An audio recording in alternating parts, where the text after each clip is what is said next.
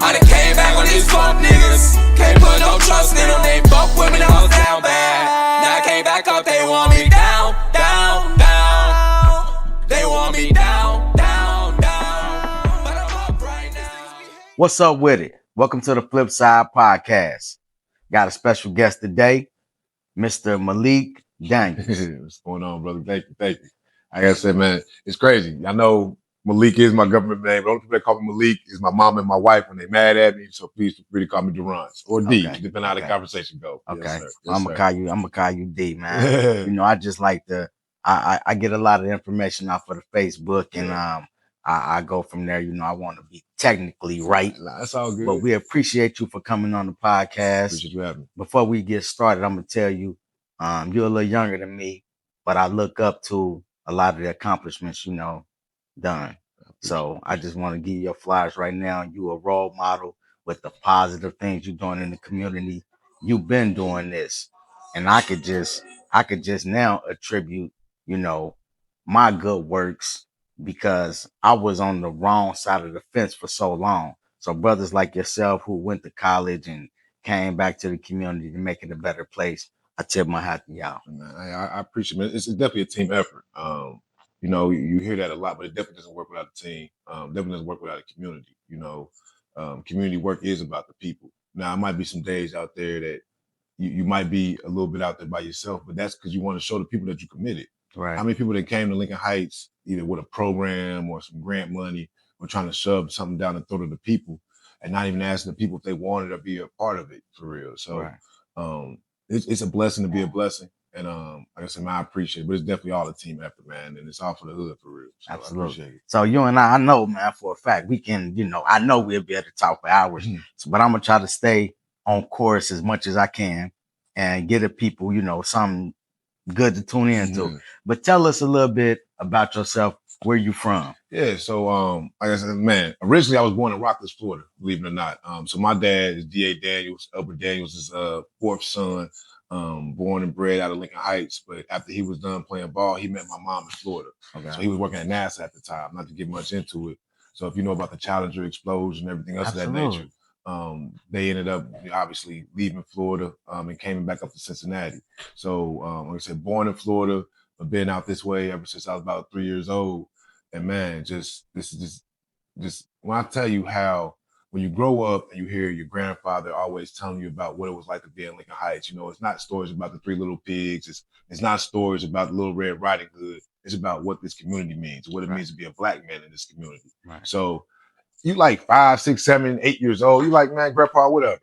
But then when you actually go off into school and then you see what our people can actually accomplish, you was like, man, I love to bring this back into our community, especially when you see so many living legends that was a part of starting this great community. Lincoln Heights is the only African-American city above the Mason-Dixon line that we have.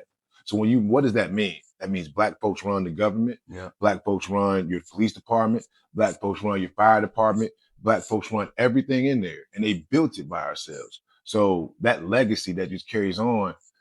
When I was coming up in high school and in college, early 2000, we saw a little bit of decline in it. So it was a lot of us talking about, man, what we wish we had in the community.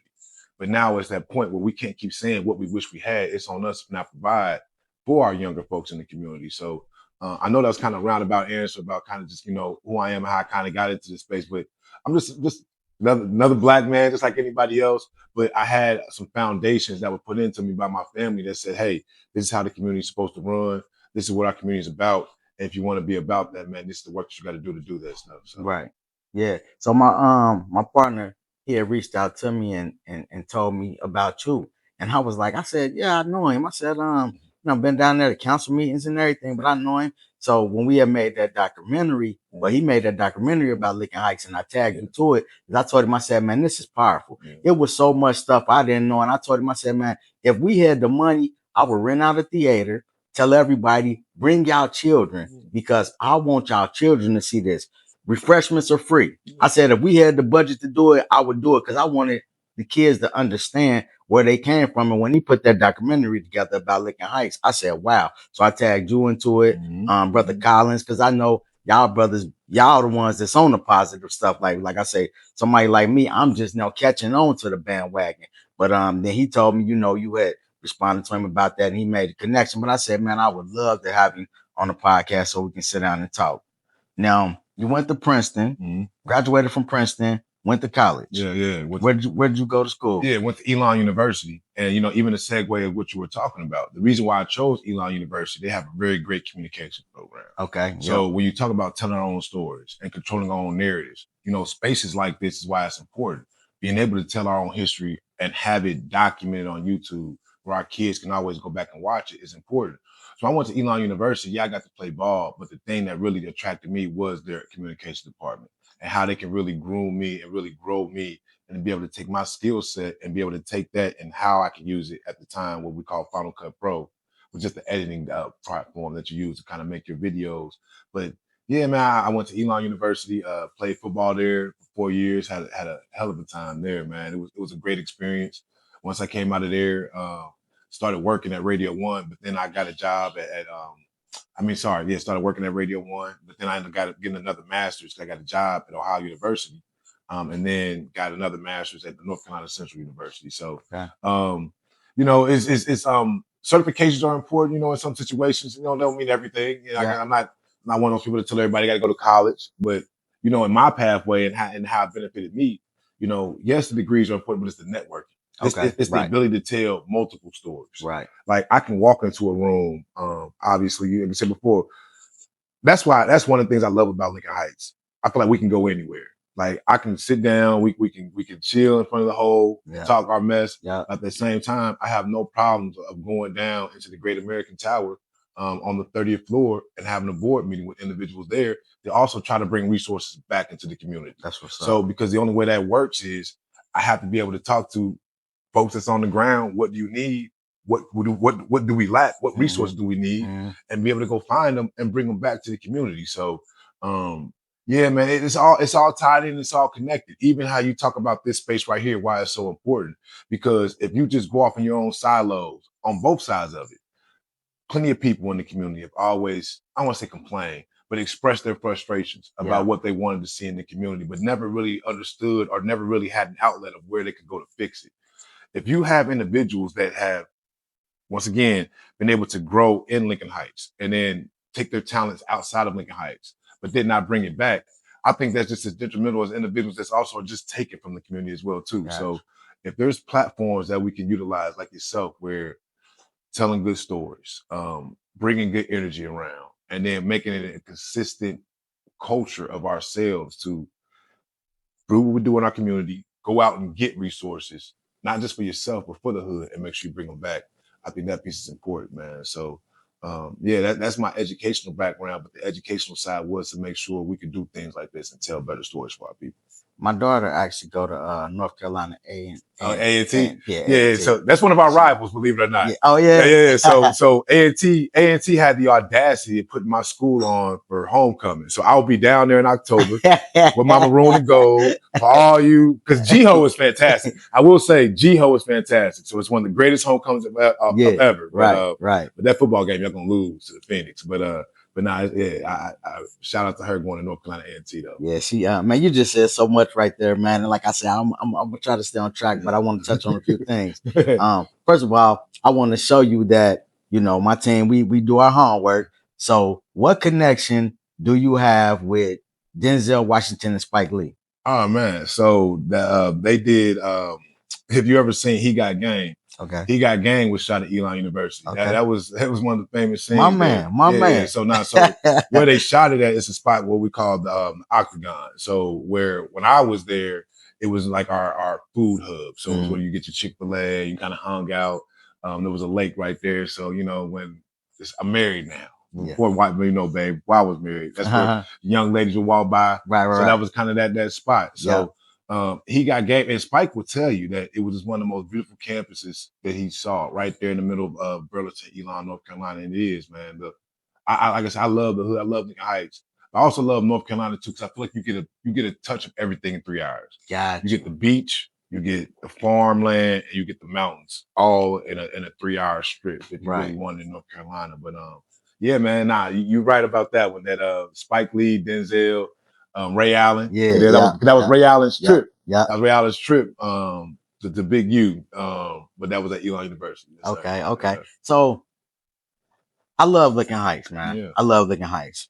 After my little brother got murdered out there, Yeah. that's when I was like, man, I gotta. And you know, during that time, I was deep in the game. I was heavy. You know what I mean? Yeah. But when my brother lost his life, I said I'm the last one really living in Licking Heights, and I'm like, I can really afford to leave. You know what I'm saying? So it was a hard decision I had to make, but I knew some of the things the streets would say with my brother being killed. And I'm like, I don't even know who the enemy could be at this time. Yeah. And I don't want somebody to be waiting on me when I'm coming out because they thinking I'm trying to do something to them. So now they're trying to do something to me. Absolutely. So I made a decision to move my family out of there.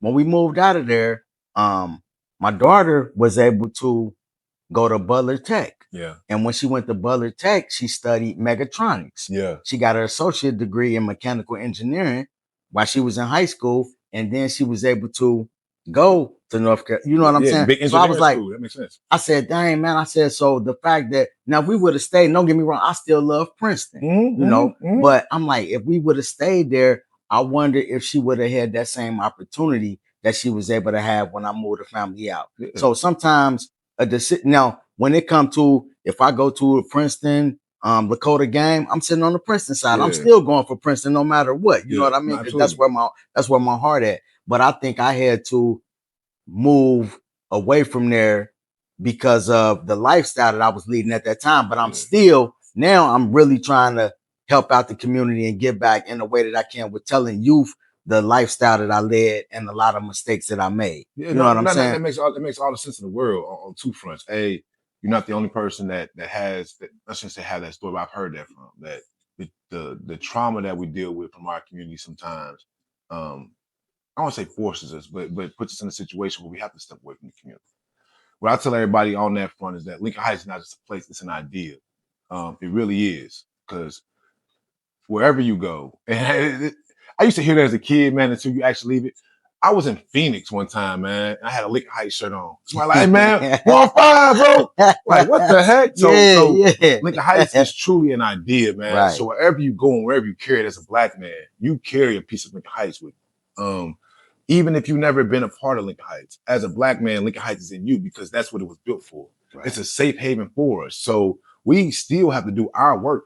It's a young community, man. We've only been in existence for 80 years. Lincoln Heights has only been in existence for 80 years. So if you think about it in the grand scheme of communities, man, it's very, very young. Right. So it's still trying to shape its culture. It's still trying to shape its identity. So even us as people, we have to be patient with this grand experiment that our founders thought of when they thought that black folks should have their own city. So even with our own people, sometimes we can be more harsh or more critical on things that take place in our community because it feels more personal to us. Right. So man, that's your story, that's your testimony, and I get it, and that makes sense. But as you said before, if there's ever a place that you always know you can go back to, you can always come back to Lincoln Heights. And what we want to do is make sure that when our younger generation comes back, they're coming back to better jobs. They're coming back to better homes. They're coming back to better community services. You know what I mean? Right. They're able to now build off of some of the mistakes and some of the downfalls that may have taken place over the last 30 years that we now can reinvest and reimagine. So for that next generation that's going off to becoming engineers, that's coming off to going nurses, that's going off to becoming doctors, they can bring not just those jobs back here, but be able to build a home and a family here. So that is now the culture of Lincoln Heights. Exactly. Where it's you might have some tough times. You might deal with some adversity. What family doesn't? But the biggest thing is when you fall, can we help pick you back up? Right. And when I say that, we, Lincoln Heights as a collective. Exactly. Like, is there something, is it a program? Is it a support? Is it somebody you could talk to that can help you? And that's why I think Lincoln Heights is going. And that's the journey that I hope we continue to go on. So, man, no, I'm extremely proud of your daughter. Because as you said before, you may not be able to get that at Princeton. And I know Princeton, Lincoln Heights has their own complex history.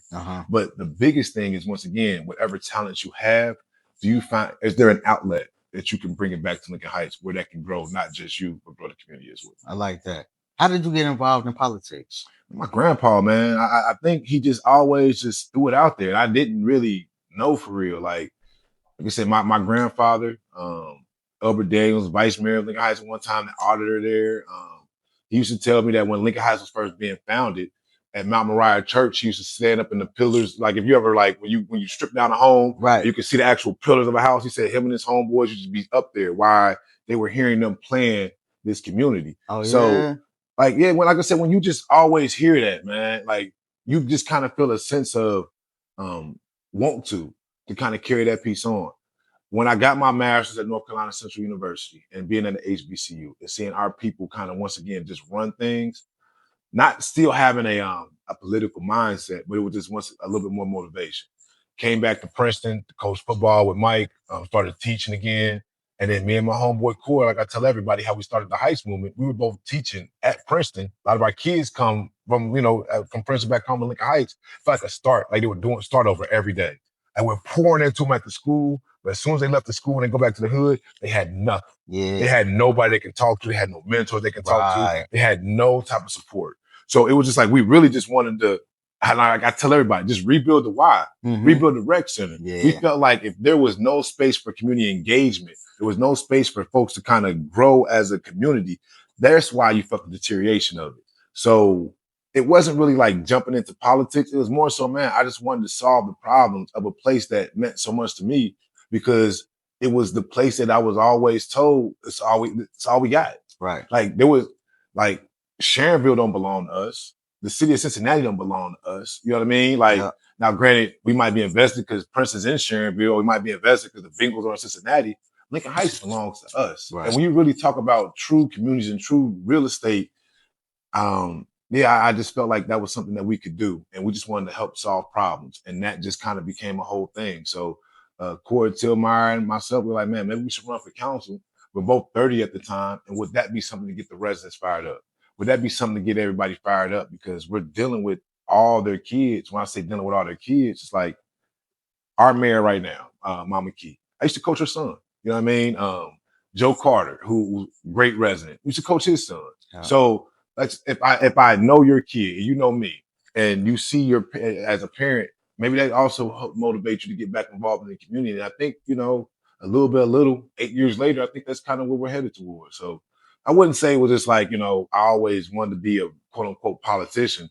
I think it was just more so I had a lot of pride in this community. I saw a problem and we just wanted to fix the problem. Need more people like you too, man. Cause that right there just all made sense. And I always wondered, I'm like, I wonder how you got into politics. Like when I came down to a city council meeting and I heard you speaking and stuff, and I'm like, dang, I wonder how you really got involved in something like that. Cause people got a choice. Yeah. And I look at people like you went down the right path. You could have just got a job at Ford. You could have just became a manager at White Castles or whatever. I'm gonna still say you went down the right path. Yeah. Me, I went down the wrong path. So when I see brothers who went down the right path, no matter which right path they went down, I commend them for that. Cause we came up in a neighborhood where you could have made some of the bad choices that I made and a lot of other people I know. Yeah. But everything that you're saying is bringing home to me because this makes sense. You know what I'm saying? And just make it a little bit more personal as well too.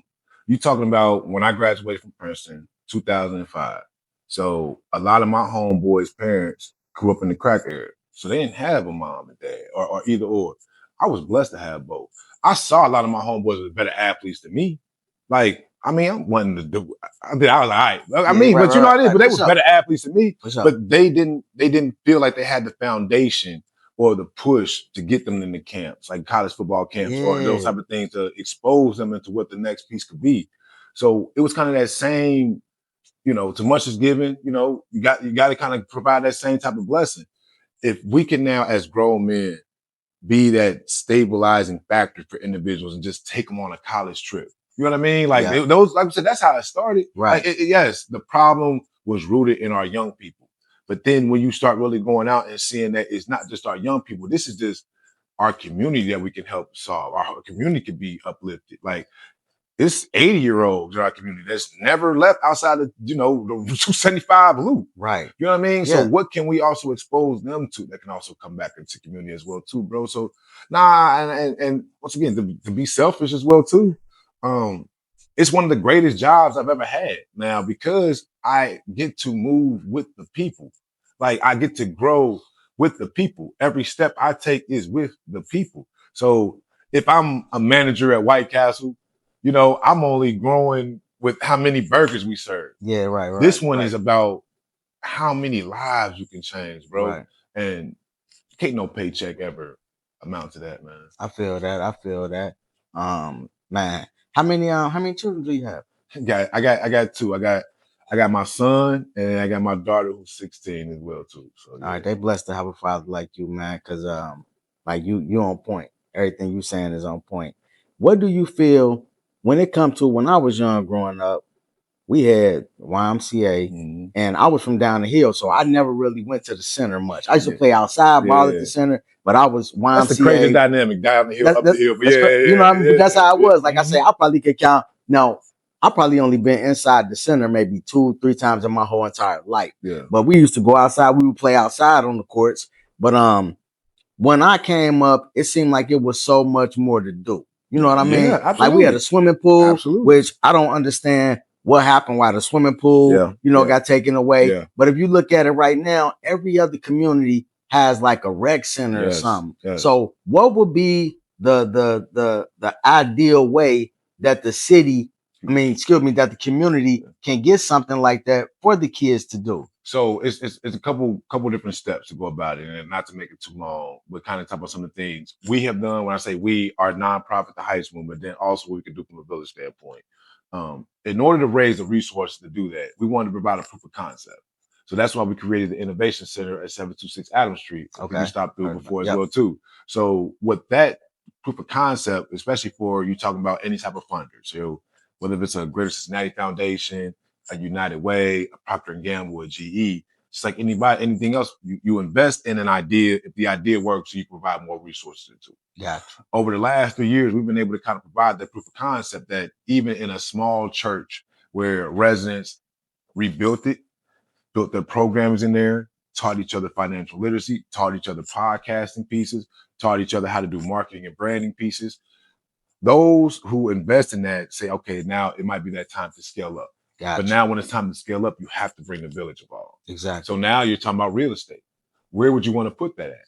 Obviously, if you go along Lindy from our land use plan, there is a space there where the Y used to be, right? Where we can talk about really rebuilding our community center in that aspect of it. But then it really has to go with what the village wants to do, who our partners are, and then what does that land use plan say to move forward? And that's where we're at right now, even on that aspect.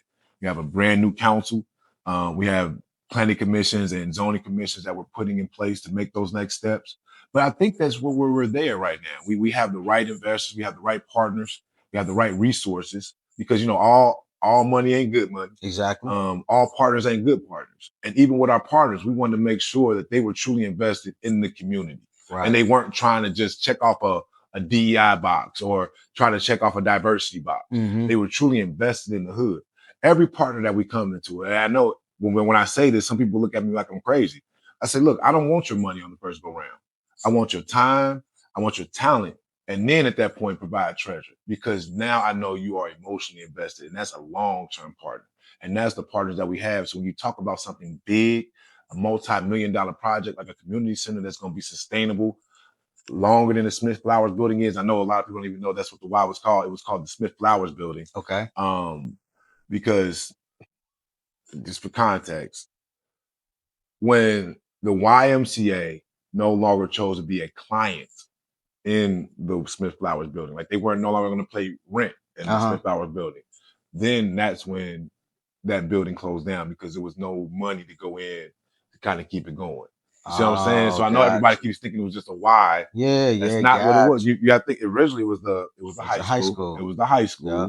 Then it became a civic center, and then from the civic center, then it transferred over to the YMCA. Right. The YMCA was the money maker into that, and that'd be a whole different episode where we get into the political. Make sure I use it the right way. We'll get into some of the political decisions that individuals made that went with the closing of the Y. I'll just say this, it's tied into the rebuilding of that new school as well too. So once again, you just got to think about the decisions and the mistakes that have taken place in the past, good, bad, or indifferent. Right. Learn from them. And then now we talk about reimagining Lincoln Heights. We're talking about reimagining our community center. doing it in a way that is sustainable long term, but also as a way that our residents are the ones that are sustaining it. And it becomes a culture of our residents sustaining it. That we're not asking an outside entity to control it for us. But Right. the residents in Lincoln Heights and those that care about Lincoln Heights are the ones that's keeping it going. I love how you just mentioned the 3 T's, man. And that's what I tell people, because different people can help in different ways. Yeah. Like you say, if you can you give your time, Yeah. can you give your treasure, whether somebody got money, or can you give teacher talent? Like, so that's a way that I feel like we can also build stronger youth. Yeah. If we got people that got time to come back and show kids how they can do this. Because if you got kids and come in here and say, for instance, if we showing them how to do some minor plumbing or some minor HVAC or some minor electrical work, then they might see something that they like. It ain't nothing like when somebody finds something they like and then they pursue that, because you don't want a job to get up and, oh man, I gotta go. Like, you just going to work because you got to pay the bills. Yeah. But if you find something that you like and enjoy to do, that can make your life ultimately better. You know what I'm saying? And not even just that aspect of us. You hit the nail on the head. We ask all our kids. I never ask them what job you want. Never. I will never ask a kid, hey man, what you want to be when you grow up? I ask them all the time, what problems do you see? How can I help empower you to solve those problems? Because that's what's going to be the piece that's going to always keep you going. The same thing as you talk about if you're doing electrical work or HVAC work. If I'm able to now provide something or build something that's not just for me. Half the time when you do electrical work, it ain't for your own house. Oh, for sure. It's for somebody else's house. Right. It's for somebody that actually needs that and that is actually going to utilize that. That's your own art form that somebody every day is relying upon. And that's a different type of pride that you take into. So right now, we do the program that we have right now. This is our biggest new program, is that we call something called Workforce Development Housing.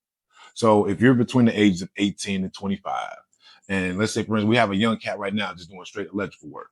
So he's doing all the electrical work in our electronic storytelling house.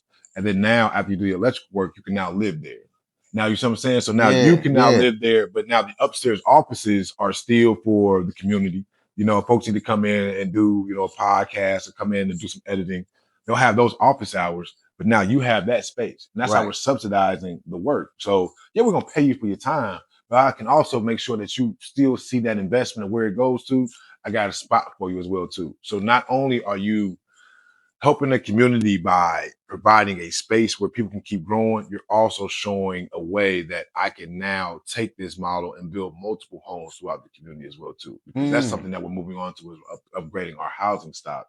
So this is the time we want to invest in. I know you hear that all the time. People say invest in the young people, but how?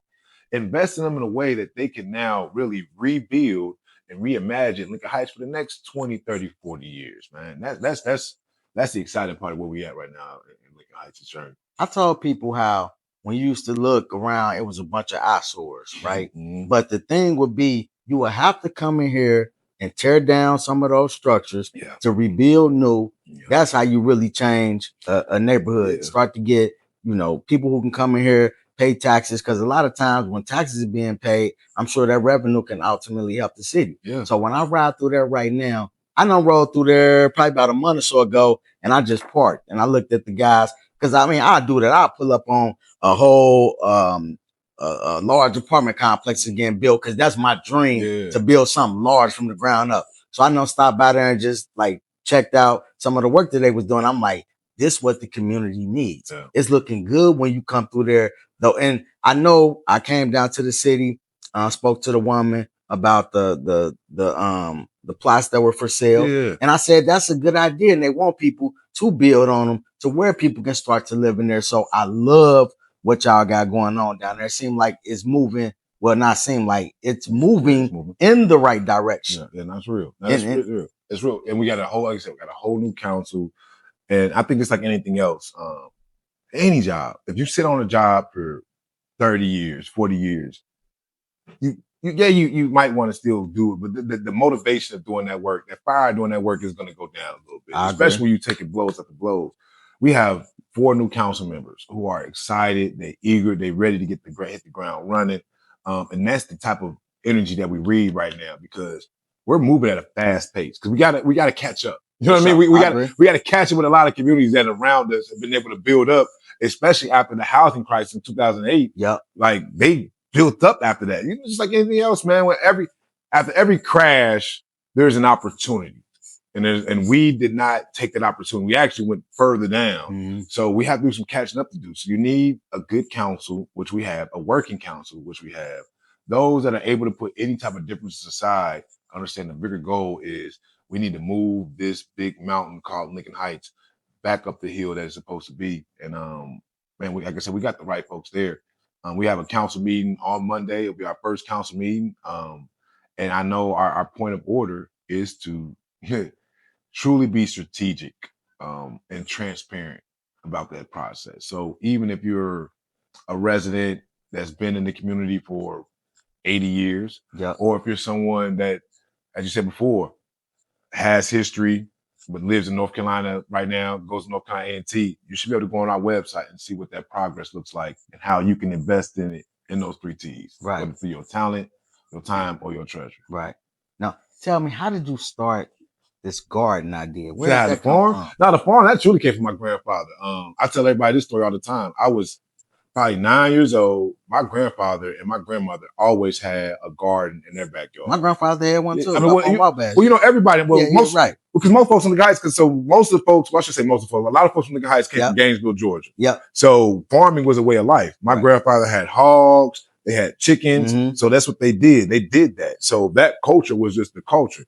I went back, and so they had a little basketball hoop. My basketball ended up bouncing up the rim, goes into the farm. Okay. It was really saturated back there one day, and my foot got stuck. So my foot was stuck in the garden. I'm swinging like this. I'm knocking down the corn and everything else. My grandma came outside. Boy, you didn't mess up everything. So now you have to come and help me redo this. Ever since then, I just loved it. I just loved it. And then that's what's up. I'll never forget one day my grandpa actually told me, he said the one time he didn't help his grandmother in the farm was the year that she had passed, right? So it was just kind of one of those, you know what I mean? Just a nugget. Yeah. So when we now came back, you talk about what problems, right? How can we solve problems? You see a bunch of blighted properties. I mean, we got this big old plot of land right here. Folks is hungry. Let's grow some food. And that was once again, it was just something so small that seemed so simple that just continued to just grow from there. Right. Because off of that one seed, and then I know this is not hyperbole, off of that one seed, we've been able to really secure partnerships with General Electric. We've been able to now be a federally recognized farm by the NRCS and the U.S. Department of Agriculture. Okay. So our greenhouse is an equipped greenhouse. We have a new concession stand there. It's a job producer. Like we're trying to build a true urban agriculture campus along Jackson Street. Like that's why it's called Jackson Street Farms. Because not only is it just a farm, but that's what we do. Okay. Like we farm. Like this is like if you're Jackson Street Farms, because that's what we do. We farm and we grow food for the community. We grow thousands of pounds for the community. We don't charge them nothing. Man, we give that away, man. Folks used to ask us all the time, man, ain't you worried about somebody stealing some food? Why am I worried about somebody stealing a pepper? Exactly. God didn't charge me to grow this. He gave me the energy to do it. Yeah.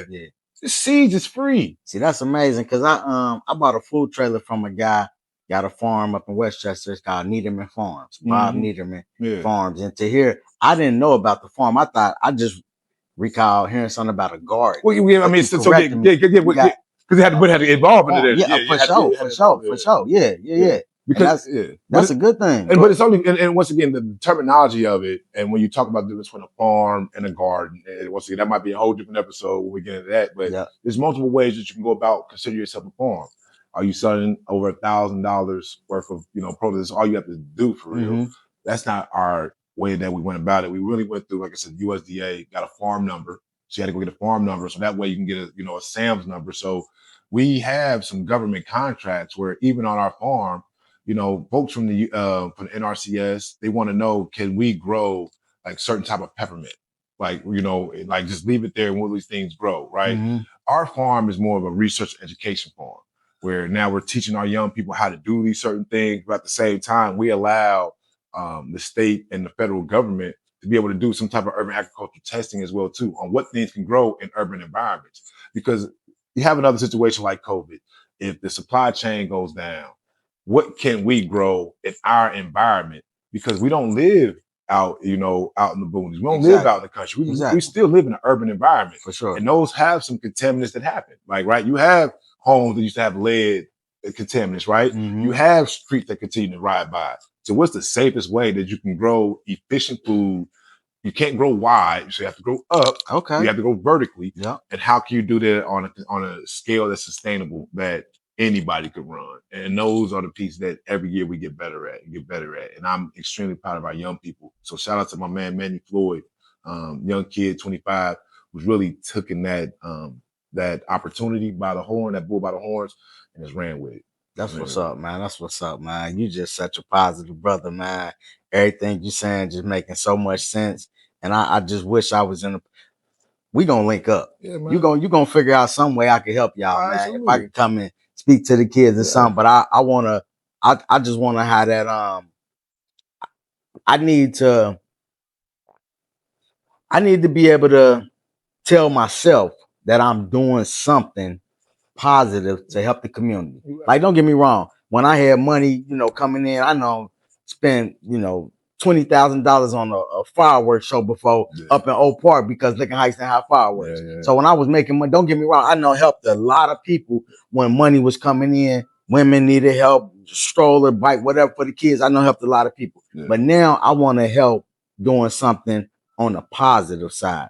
And I'm definitely going, because I know I was in contact with you and Collins. Yeah, I was in contact with you and Collins, but I want to just offer my services whatever way that I can help you. We also got a nonprofit called the Prices Initiative, and I'm I want to, any way you tell me, hey, this how Dwight, this how you can help.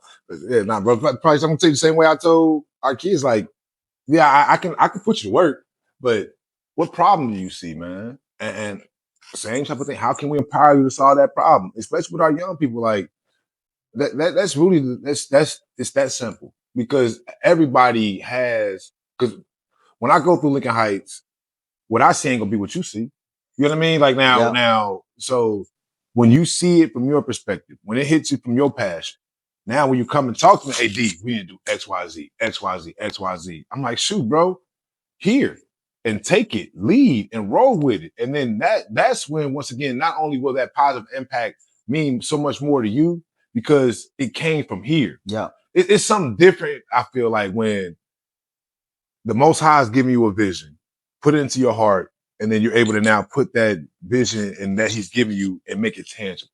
You know what I mean? Like, I think that's different than somebody just telling you to go do something. Now, granted, it's still going to be positive. You're still going to have that impact.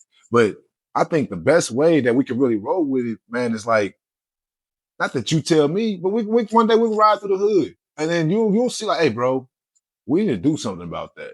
And let's do something about that, and we will. Because how often is it that we feel like the problems that come into our community are just so overwhelming, are just a massive scale that you can't even do nothing about it. And you just say we need to do something, and then nothing ever happens. That's where I think the change is coming. That's why I think the flip is starting to switch, is that, yeah, man, we can always do positive things. I think where the next step is that the culture is going to become, I see a problem. And when I see that problem, it ain't even going to be about the how we get it done. It's when we get it done and the steps it's going to take to get it done. Because so often we just be like, man, how are we going to do this? And when it goes nowhere. And I see that changing. So, yeah, like I said, bro, I can put you to work. I know what your skill set is. Yeah. I know what you're good at. But your passion is what's going to not just, be infectious to these young people, the community in general, man. I used to love, I not just used to, I still love pouring into our young people. My favorite thing to do is our Friday night classes with my senior women that come out to the farm. Like, I got like Miss Bev, Miss Leslie, Miss Allison. Man, sometimes we'll have our little glass of wine and we sit there and just chat, man. Like, and those now are the impactful pieces, because I always saw them as my ancestors. I always saw them as my elders. And I know one day I'm going to become somebody's ancestor and elder. Right. And now I'm leaning on them on what's the best way to do that and pour into someone like me, if that makes sense as well too, bro. So yeah, man, I know that might have been a long answer to get there, but yeah, like I said, I can put you to work, but I think the best way to go about it is that we'll just take a day, we'll just ride through the hood, and we'll sit there and rap, and we'll really come up with a program and plan and what's really impacts you, because if it impacts you, it's going to impact somebody else. Right. I want us to have a if we can have some kind of like a town hall meeting, Yeah. like where we get. I want to start to get the parents together because I feel like it's our job as parents to be better parents to our children and our parents for us. Mhm. So it's certain, and don't get me wrong, these are going to be some hard, tough conversations They we're need to going to be. have to have. They need But to long as we can be respectful of one another opinions and ideas, and we can get somewhere with it, because I feel like it's a problem in the community sometime when it comes to the parenting.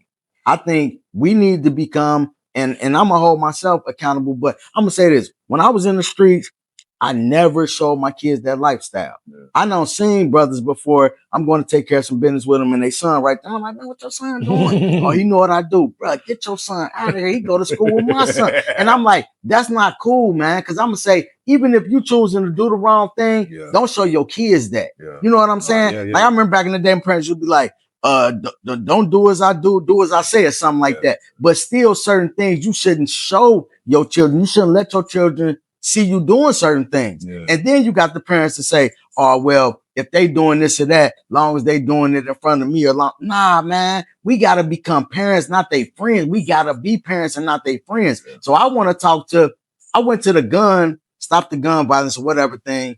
Matter of fact, you spoke. I was in the crowd. You came and lit it up.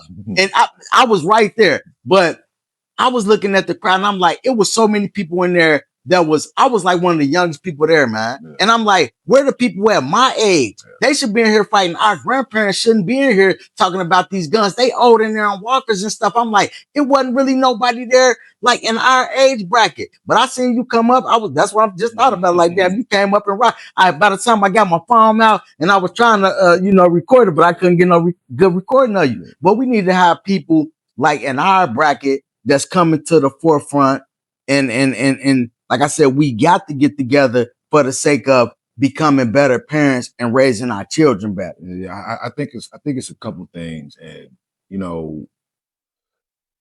same type of thing as a coach. I tell cats, it may not be your fault, but it's your responsibility to handle some things sometimes. Man, like I said, I had two parents, but that crack epidemic, bro, the crack epidemic in the 80s, the crime bill in the 90s really messed up our communities throughout the world, bro. Like you had a lot of Black and brown people that were just families just completely separated and just messed up. And when you have that trauma, you don't see it as a way that you start to get real, what's the best word? Cold. Yeah. You know what I mean? Like life ain't working how it's supposed to work.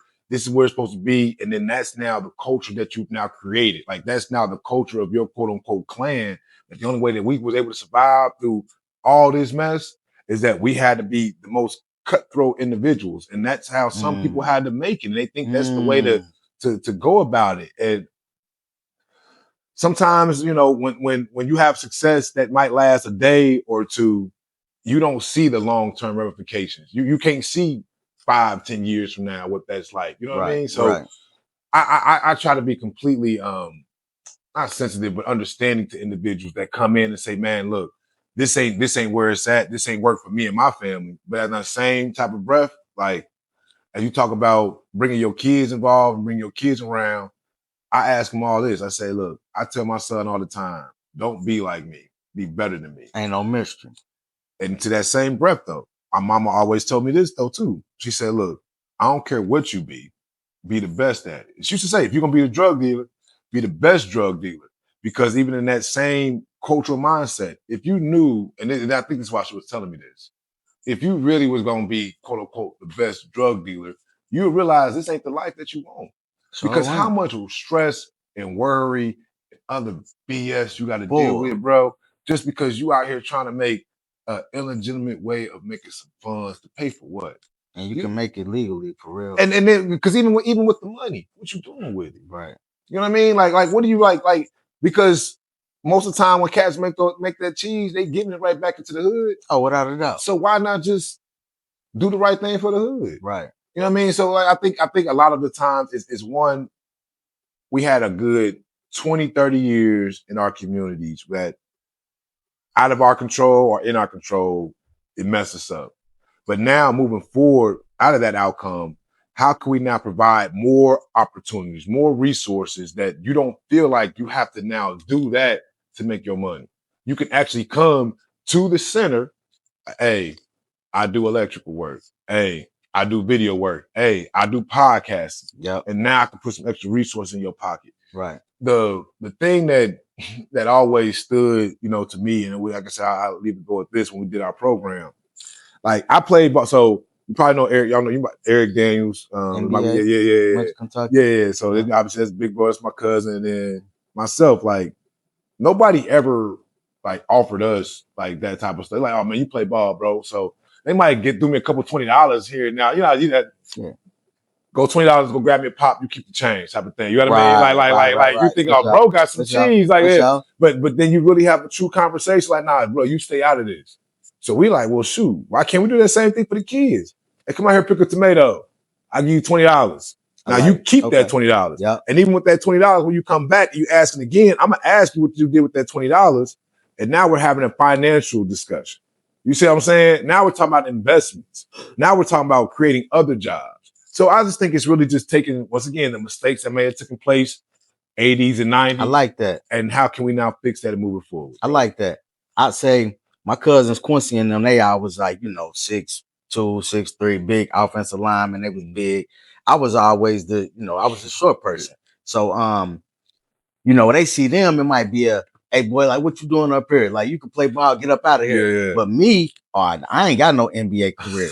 They know that, but it's like, come here, man. Let me show you something. Look, you can do this. Go run this league. So they'll show. It's like the hood can be a gift and a curse. Yeah. Because the same person that you're gonna protect and keep him away from the street life, me, you'll be like, oh, he can do this. But why you can't look at me and be like, oh, the short one got a head on his shoulder. He really can become something else. I don't want to show him this game. Like I never would put a pack in a kid hand. Yeah. Never would do that. Yeah. Man, I know here's some people, youngsters, ask me, man, I work. Yeah. Like I am not even gonna entertain no conversation like that with you. Yeah. But you got brothers still in my age bracket that will get a pack to a youngster, and I don't agree with that, man. Because they think what I'm saying? Yeah, no. Because they think they're empowering someone, and I shouldn't even say think. In a way, it's still empowerment. Folks that are able to hustle on the streets are the best businessmen. I feel like you're taking a legal product without any marketing, any business skills, and now you have illegal. To run. Yeah. Depending on the product. But even still, it's like you're taking all that and you're able to run an enterprise. Yeah. So if you have that same skill set, how can you now, once again, pour into somebody and provide that? But if you never had the opportunity to start a business, if you don't know how to go about to the state and apply to get your business license, if you don't know how to do these things, then how am I going to tell somebody else to do it? Right, you know what I mean? You're just going to say, this is how we make money and pass it on. I think that culture of the community, once again, is still there. But when you see a youngster, you want to lift them up. You want to guide them along. That's still there. I just think now we're providing them more than one pathway to go. And hopefully we're eliminating that pathway in general, and that these are now the pathways that we go to uplift and encourage our young people moving forward. So I really think it's you said a gift and a curse. I think the gift is definitely that we always see our young people, even if our kid or not, as truly the future, and we truly have a different type of love for our kids than other communities do. But I think now we're at the point that if they can see that this also provides success, that they see that this can provide not just success for me, but for other families as well too. Yeah, I think that's something that you can now buy into. Like I said, man, I don't take it lightly, and it's a blessing. Over these last few years, we've been the highest employer of young people in the community. I put that record. Ask anybody who's hired more young people in our hood than us. But we don't say that pridefully. We say that to say that because we're trying to truly provide them with the mindset when they now become 30, this is the way you go to empower young people, because hopefully this is how we empowered you, if that makes sense. Do you agree with Frederick Douglass' statement? It's easier to build strong children than to repair broken men? Because when you say strong children, strong in what? You see what I'm saying? With a broken man, a broken man has experiences and lived at least to know what brokenness feels like, what that pain feels like, and can make that adjustment. A strong child is only going to be as strong as the mentor that pushes them there and guides them there. You know, sometimes with a broken man, we can have a real talk, because if you feel broken, I mean, we all have had them days, bro, where you feel completely insecure as a black man, dog. It's like, ain't none of this crap working. I don't know what I got going on. But I think those are the strongest moments, because if you can put yourself out of that, man, great things can come. I love pointing to our young people. I said before, man, it's my homeboys that you know, maybe had to sit down for like 10 years.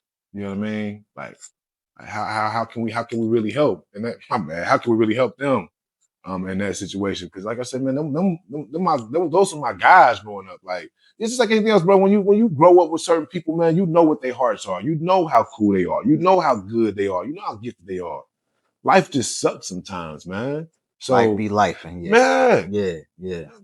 Bro, I'm here for you. Right. Bro, I got you. Right. Like, bro, we got each other, dog. And I Yeah. think that's what's going now. So not necessarily agree or disagree. I think it's all you need both. Like You need that. both, because you just forget about all the broken men.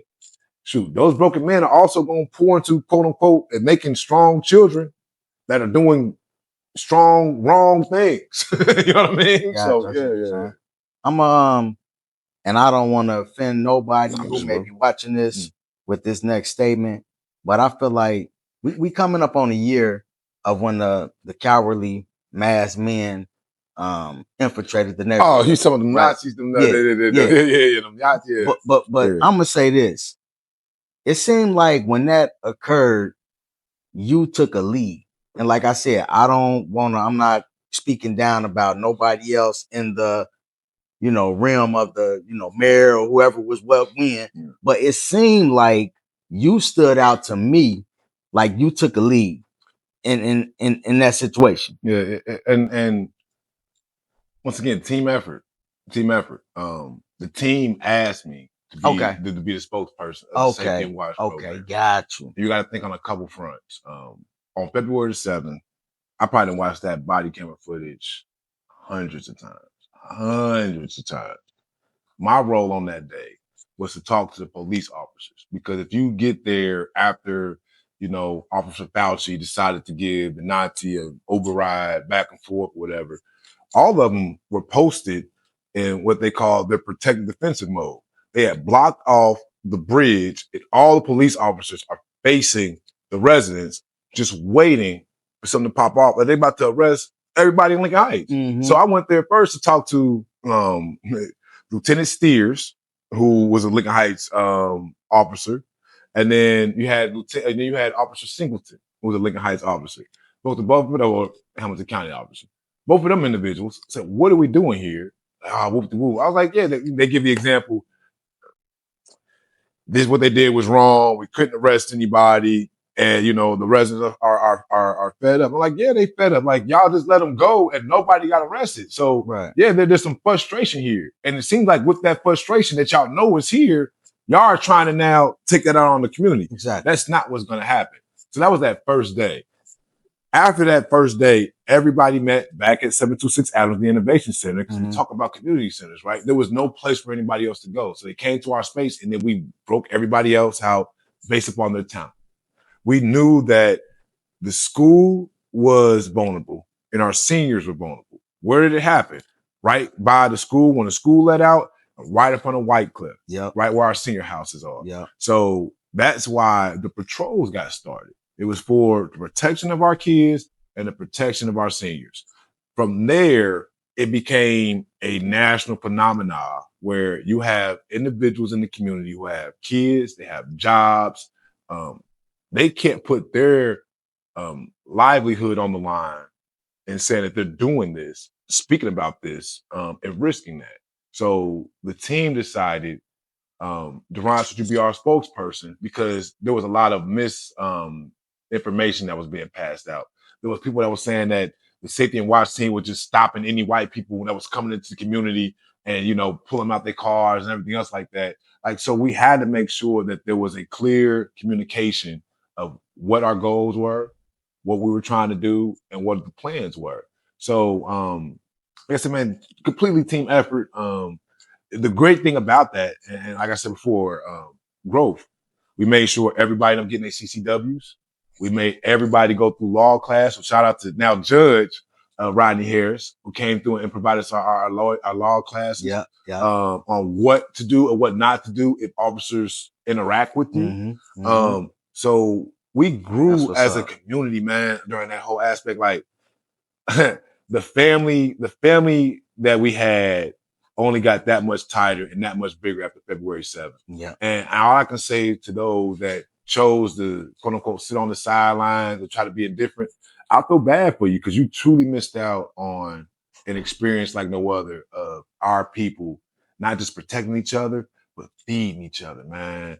Watching out for each other's kids, fixing each other's cars. You know what I mean? Like it's still going on. But it was like, man, one of the greatest things I ever saw because everything that we truly needed from a people standpoint, about 100 people strong, was all there. Like folks was watching the blocks 24 hours a day in shifts, in rotations. So while you got that going on, you got folks cooking each other meals, passing the meals out to everybody. And somebody's car broken down because the first go round, folks was standing their cars out there, had mechanics out there fixing folks' cars. Yeah. And then it just continued, kept growing and growing from there. They thought it was it actually made the community stronger. Yeah. So it was like, they thought they was doing something that was going to maybe mess the community up, but I got my own theories on that as well too. It's interesting that Evendale was first on the scene. It's interesting that Evendale's mayor, I still keep calling him out, Dick Finan, had a statement so quick. And it's interesting that all of this was coming at the forefront of us making a strong statement that we should take back our gun range land. So it still ain't make sense to me. So, I'll still continue to say, if Mayor Finan has a rebuttal to that, please, I done came to you, asked for a rebuttal. I'll say it here again, but ask me, shoot, I think that joker sent them here. But that's my own personal opinion. Nobody really cares about my personal opinion. It ain't mean that. That's just how I feel about it. So got you. Where do Miss what's her name? Miss Kearney, is that how you pronounce it? Jan Michelle, the vice mayor of City of Cincinnati, Jan Michelle Kearney? Yeah. She's a beautiful lady. But what's her stance on, or just? No, I was just about to ask you your relationship with her. Oh man, she spent so Vice Mayor Kearney, you talk about the gun range. So from the City of Cincinnati standpoint, she was our biggest liaison from the city standpoint. So the gun range is going to get moved this summer. So we had to raise $37 million so they can build the new one out off of Blue Rock Road all the way out that way where Hamilton County practices. But as you know, the Cincinnati Police Department practices there. Right. So you had to have somebody on the city that can be your ally, that can voice for you, that can vouch for you. And Jan stood up in that role and just like anything else, man, you don't have to do it. She didn't have to do it, but she did. And she stayed committed to it. And she stayed committed to it all the way through the end, all the way up to this point. So the relationship is completely organic. And it's completely organic because she, out of her own kindness, thought this was something wrong and wanted to make a change and fix it. So off of that, man, I run the wall for Jan Michelle Kearney because she put her reputation on the line and her work on the line for us. So yeah, man, I got nothing but love for Jan Michelle Kearney. So especially as a vice mayor and how she ended up in that role as vice mayor. And as soon as she got in that role as vice mayor, how she hit the ground running and has been as effective as she is. Got nothing but love for you, Ms. Jan, and your husband as well too. Because her husband runs the African American Chamber of Commerce, Mr. Eric Kearney. And even if you didn't know, even with their family, just they were some of the biggest fundraisers for the Obamas. So, folks here in this city, man, do some fantastic things. They all from Hollydale. It's just Mr. Kearney always talking about it. I love my folks from Hollydale. Because folks from Hollydale, I don't know why, but he's like, man, I'm from Hollydale. I just had somebody on the podcast from Hollydale. Jim Layton was on here. Yeah. Because you'll say the same thing. Right. But now I can say nothing but love on that aspect of it. Like I said, because Lincoln Heights, I did. We all have a spot for it. But But you know, I love the Kearneys, what they do, not just for Lincoln Heights, but for our culture and for our people, and not just from Cincinnati. Because to raise $1 billion for the Obamas, it's a pretty big deal. Now, say whatever you want to say about Barack Obama or his politics. I could tell my son that a black man could be president because absolutely. he was. Right. So, dude, take that as you may. And I see now, since I asked you about her because I see the respect that you have for her, and I'm like, now that you are vice mayor yourself, Yeah. like, so how far do you want to take your role in politics? Oh, man, we talking about maybe governor one day. We talking about what we talking about? I'm being 100. Yeah. I really, one day at a time. My turn right now, as of this taping, I have 722 days left in my term. Okay. My son will be 8 this year. He'll be going on 10, obviously. I really look forward to being a dad, man. Like, and putting some time back into my family. It's been a grind these past 8 years. Like, I mean, like the sacrifice that you ask your wife to make, your kids to make. I'm 38 years old. So to say that, you asked me before, politics was never my goal. It's never been my ambition. It's to see the community go on its own. And I think we're heading to that position and that point. I've been sitting in that seat now, once again, for 8 years. It'll be 10 by the time I'm done. We'll see. I don't anticipate. I'm gonna be honest with you. I don't anticipate running again in the near future. I really anticipate I'm just being a dad for real, man. Okay. Being a dad and being that person in the community where I feel like I do a lot more impact as a resident sometimes. You know what I mean? Okay. Like I'm a history buff.